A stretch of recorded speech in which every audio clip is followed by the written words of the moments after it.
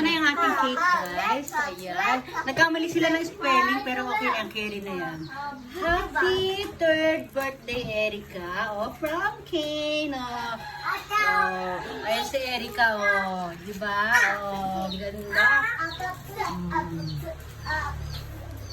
Na, ito na, lumalabas na yung mga ano.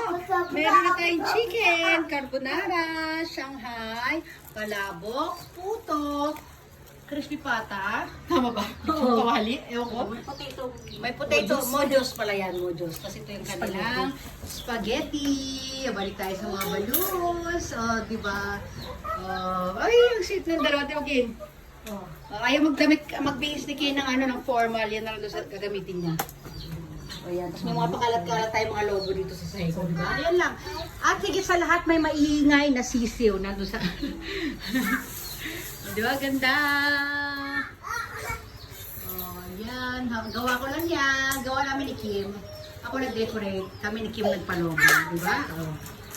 Ang puto. Uy! Dandahan ako po.